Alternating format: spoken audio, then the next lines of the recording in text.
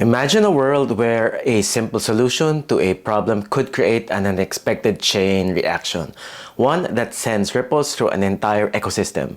Today, we're going to explore the story of Operation Cat Drop and learn why systems thinking is crucial when managing change.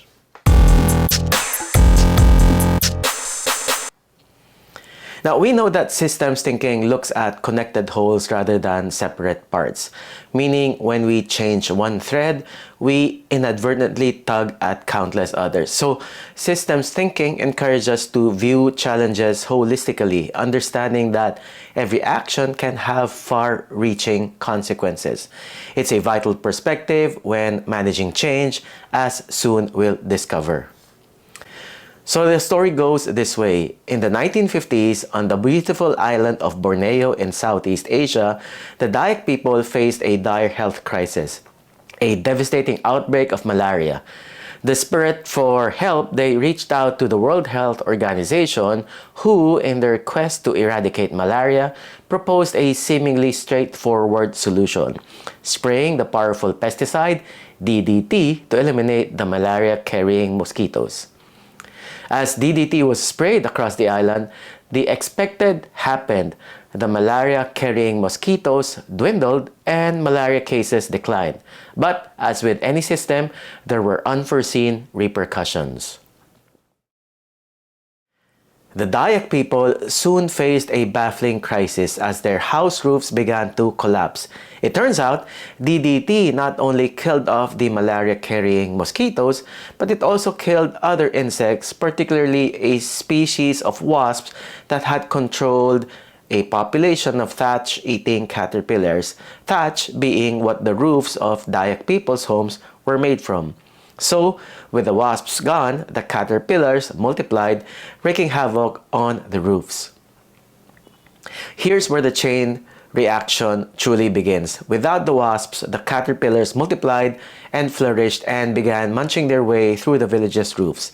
Also, DDT poisoned insects became a feast for geckos, a native lizard species. The biological half-life of DDT is around 6 to 8 years, so animals like geckos do not metabolize it very fast.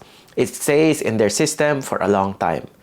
So over time, the geckos began to accumulate pretty high levels of DDT, and while they tolerated the DDT fairly well, the island's resident cats, which dined on the geckos, did not.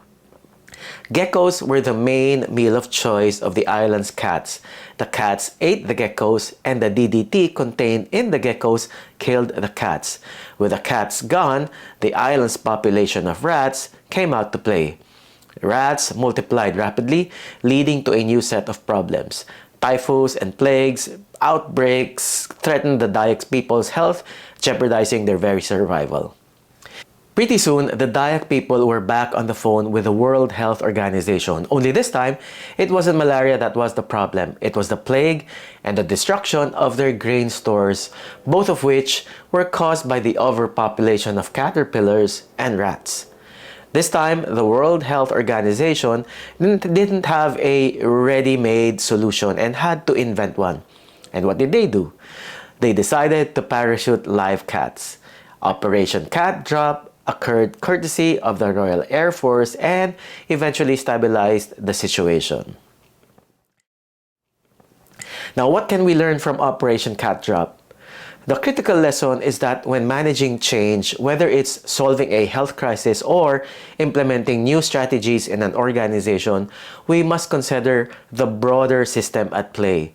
Change is never isolated. It has repercussions, some foreseeable and others not. And so systems thinking in the context of change teaches us three things. Number one, it teaches us to anticipate consequences. We must carefully assess the potential side effects of our actions relative to change, considering not only immediate results but also the long-term impact of the entire system. Number two, adopt and iterate.